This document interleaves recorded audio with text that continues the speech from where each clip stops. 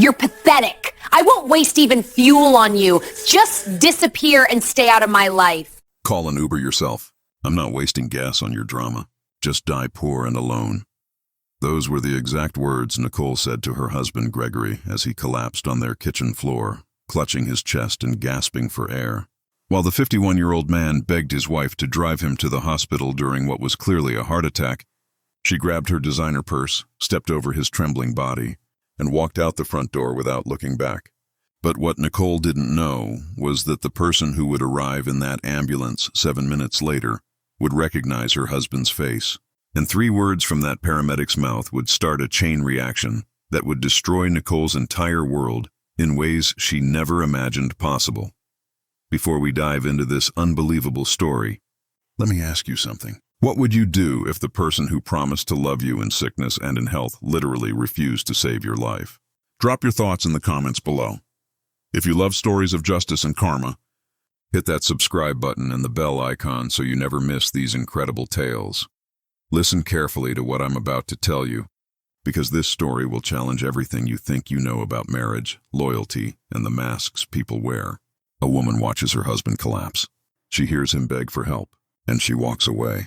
But hidden in that house was a secret so massive, so life-changing, that when it finally came to light, it would send shockwaves through an entire industry.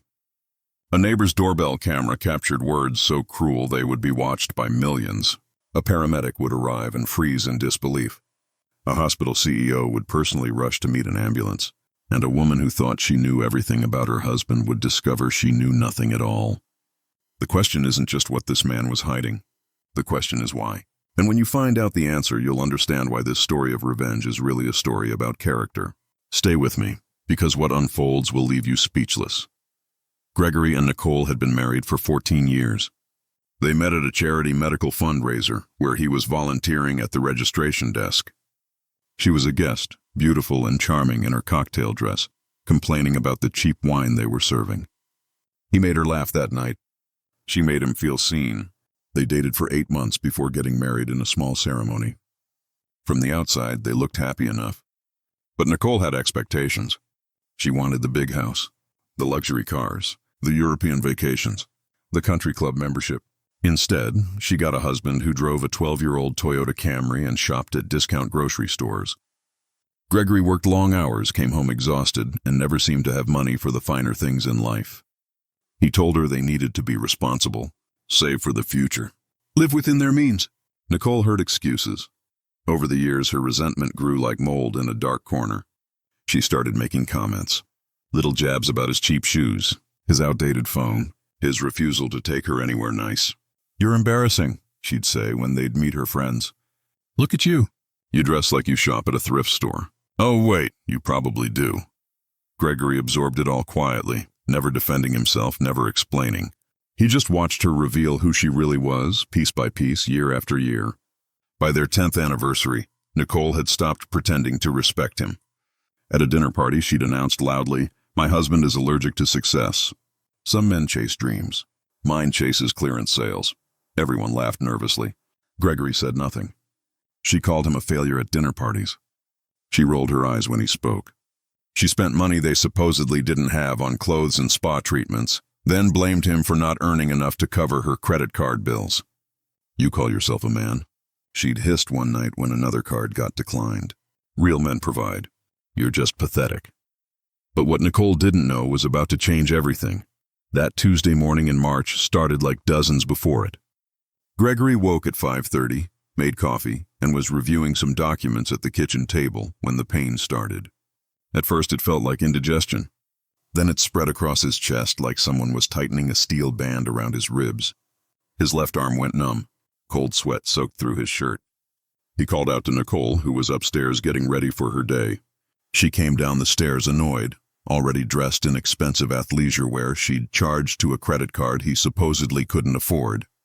When Gregory explained he was having chest pains and needed to get to the hospital, she actually laughed. "You're being dramatic," she said, checking her manicured nails. "Take some antacid and stop bothering me. I have plans, but the pain got worse." Gregory dropped to one knee, his face gray, struggling to breathe. "Nicole, please," he gasped. "Something's really wrong. I need you to drive me to the hospital." She looked at him with pure disgust. What you need is to stop being so weak all the time. It's always something with you. He reached out his hand toward her. Please, I think I'm having a heart attack. That's when Nicole's face twisted into something cruel. Of course you are. You know what? I'm done. I'm so done with your poverty, your cheapness, your boring little life. Gregory's vision was blurring. Nicole, I'm begging you. She grabbed her purse. Call an Uber yourself. I'm not wasting gas on your drama. Just die poor and alone. At least then I'll finally be free and get whatever pathetic life insurance policy you have. Do us both a favor and just get it over with. She stepped over his body like he was trash on the sidewalk. The door slammed. The sound echoed through the empty house. Gregory collapsed fully onto the floor, unable to reach his phone, unable to move, alone and dying in the home he'd paid for in cash. What Nicole didn't know was that their neighbor, 72-year-old Margaret Chen, had been getting her newspaper from the front porch when she heard Gregory's cries through the window Nicole had left open. Margaret didn't hesitate. She called 911 immediately. Within 6 minutes, an ambulance pulled up. 2 paramedics rushed inside. The younger one, a woman named Sarah, began checking vitals. The senior paramedic, a man in his 40s named David, prepared to attach a portable heart monitor. But when David looked at Gregory's face, he froze completely. His hand stopped moving. His eyes went wide. The color drained from his face like he'd seen a ghost. Mr. Lawson? David's voice cracked with disbelief. Gregory Lawson? From Lawson Medical Technologies. Gregory, barely conscious, managed the smallest nod. David's hands were shaking as he attached the monitor to Gregory's chest. Then he grabbed his radio, his voice urgent and shaking. Dispatch, this is Unit 12. We have Gregory Lawson. I repeat, Gregory Lawson, founder of Lawson Medical Technologies. Cardiac event. We're transporting to Memorial. Alert the CEO. Alert the cardiac unit. This is Priority Alpha. Sarah looked confused. Who is he? David was already loading Gregory onto the stretcher, moving faster than he'd moved in years. This man invented the device we're using on him right now. This portable heart monitor? His patent. He owns Lawson Medical Technologies. And he literally saved my daughter's life 3 years ago when he donated money for her surgery. Little did Nicole know, the truth was about to destroy her. Here's what Nicole didn't understand about her husband. 27 years ago, Gregory was a medical engineer working in a research lab making $42,000 a year. He invented a revolutionary portable cardiac monitoring device that could detect heart attacks faster and more accurately than anything else on the market. He patented it, licensed it to hospitals worldwide, started his own company, Lawson Medical Technologies. That company now generated $900 million in annual revenue. Gregory's personal net worth was $1.2 billion. He owned the patents on 17 different medical devices used in emergency rooms across the globe. But here's what made him different. He never wanted the billionaire lifestyle. He lived modestly on purpose. Every single month, he worked 1 full week as a janitor at Memorial Hospital under a different name. He did it to stay connected to real people, to understand the patients his devices were helping. He'd donated $340 million to medical research over the past decade. He funded free clinics. He paid for surgeries for families who couldn't afford them. David, the paramedic, was one of hundreds who'd been helped by Gregory's quiet generosity. And Nicole, the woman who just told him to die poor and alone, had no idea she was married to one of the most important medical innovators alive. If you're hooked on this story, make sure you hit that subscribe button because what happens next will blow your mind. The ambulance raced toward Memorial Hospital with sirens blaring. David radioed ahead with updates. On the other end, the hospital erupted into controlled chaos. Dr. Patricia Hoffman, the CEO of Memorial Hospital, personally cleared her schedule. The best cardiac surgeon in the state was pulled from a consultation. Nurses who'd worked alongside Gregory during his monthly janitor shifts whispered his name in disbelief. Wait, Greg the janitor? That's Gregory Lawson. The Gregory Lawson. By the time the ambulance arrived, a full team was waiting. Dr. Hoffman herself met them at the emergency bay doors. Get him to cardiac or 2. Full team standing by. Whatever he needs, whatever it costs, I don't care. This man has saved thousands of lives. Gregory was rushed into surgery. The procedure took 4 hours. The heart attack was severe, but thanks to rapid response and cutting-edge medical technology, much of which Gregory had invented, his life was saved. while Gregory was unconscious on an operating table surrounded by equipment bearing his company's logo. Nicole was 40 minutes away at her boyfriend's apartment. His name was Marcus Webb. He was 38. Handsome, drove a Porsche, and worked as a pharmaceutical sales representative. Nicole had been sleeping with him for 11 months.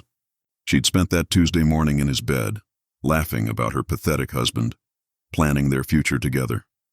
"Once he's finally gone," Nicole said, painting her nails, "we can actually start living.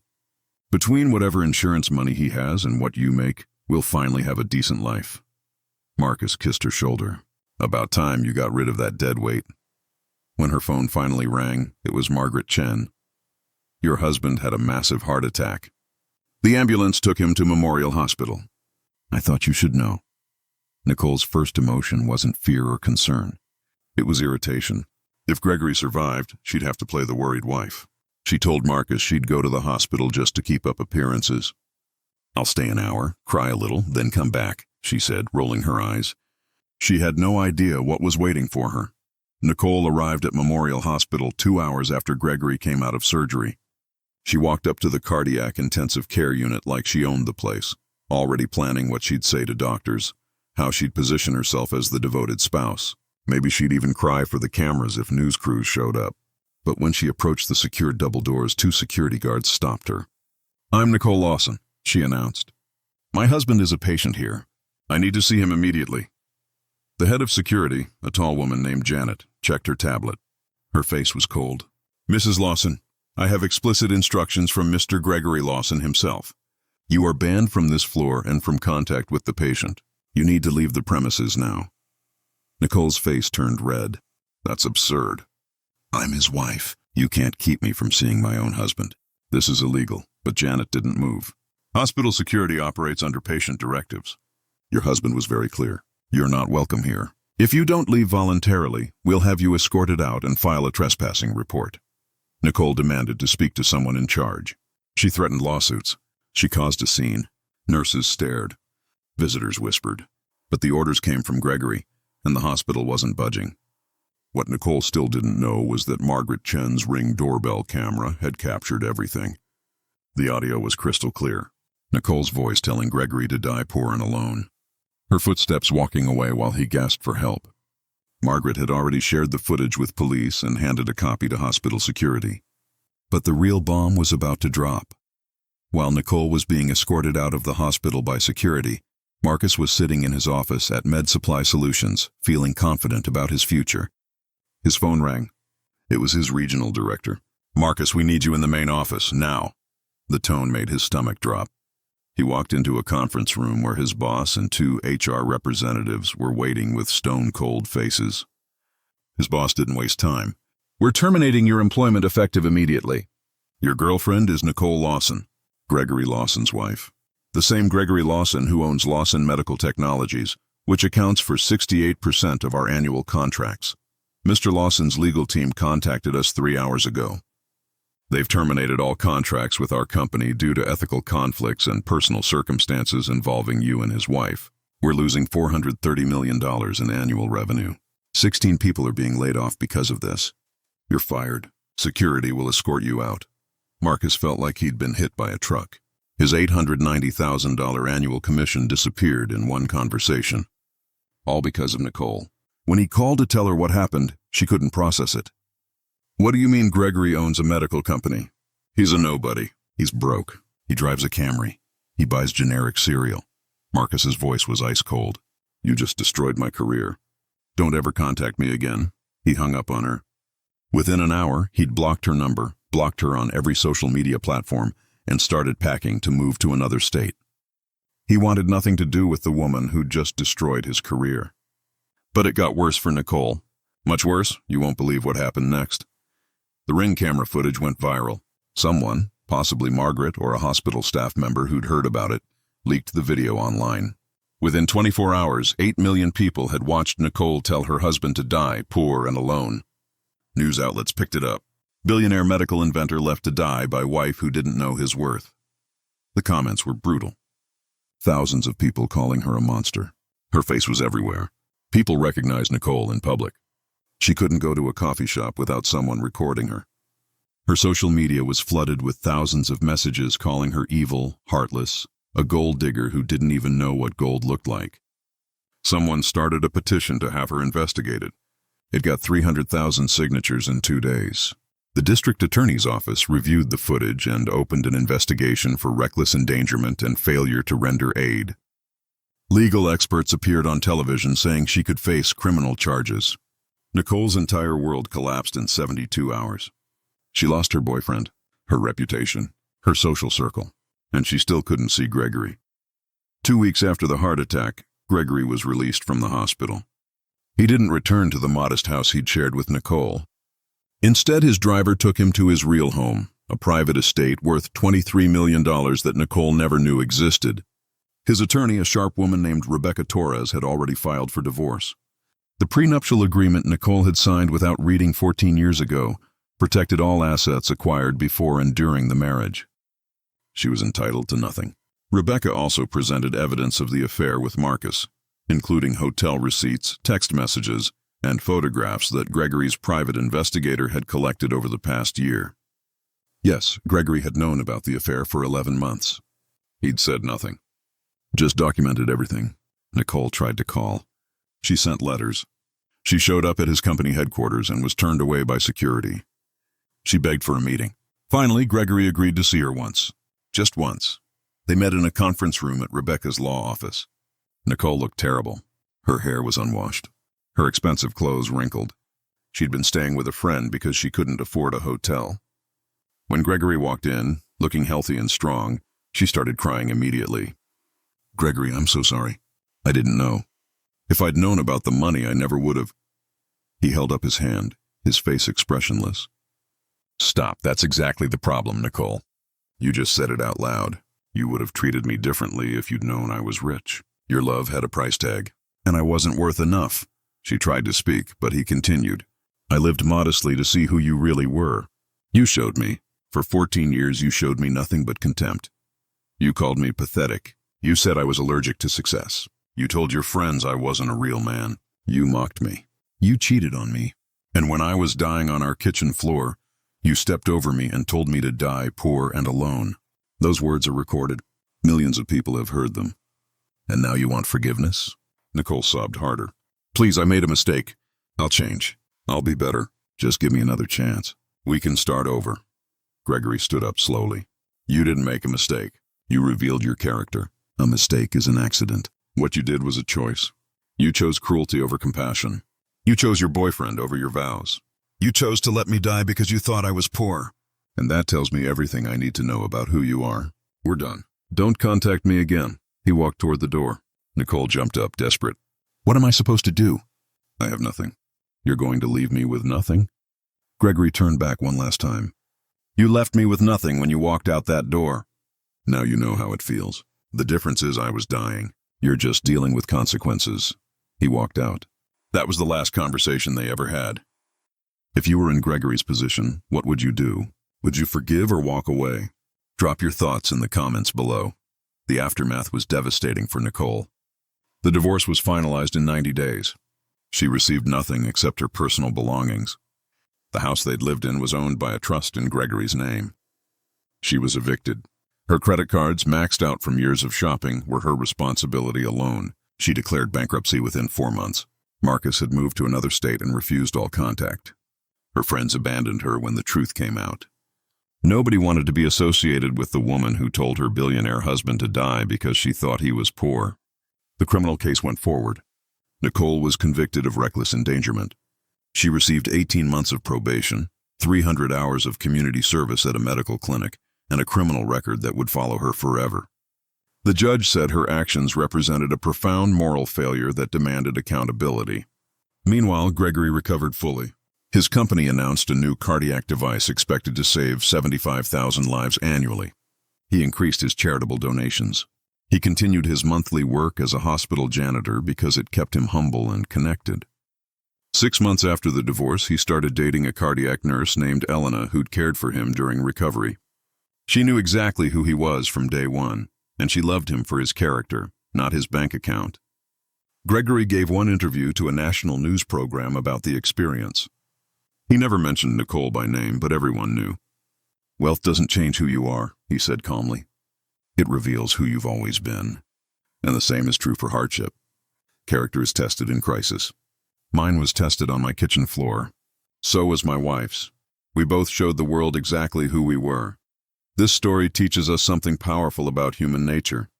True character reveals itself not when life is easy, but when it's hard. Not when someone can give you what you want, but when you think they have nothing to offer. Nicole saw her husband as worthless because she measured worth in money and status.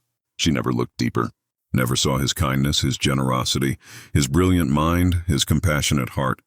She told him he was pathetic, that he wasn't a real man, that he should just die and get it over with. And when he needed her most, she chose cruelty. Gregory, on the other hand, measured worth in character. He lived modestly despite billions because he understood that money is a tool, not an identity. He worked as a janitor to stay grounded. He gave away hundreds of millions because he believed wealth was a responsibility. And when his wife's true nature was finally exposed, he didn't seek revenge. He simply removed her from his life and moved forward. The real justice wasn't in her criminal conviction or public humiliation. It was in the truth. She lost a man worth billions because she never saw he was priceless. What lesson do you take from this story? Drop your thoughts in the comments below. If you love this story of justice and karma, hit that subscribe button and ring the bell so you never miss another incredible tale of truth prevailing. Give this video a thumbs up if you believe character is everything. Share it with someone who needs to hear this message, and let me know in the comments what story you want next. Remember, how you treat people when you think they have nothing reveals everything about who you really are. Thanks for watching.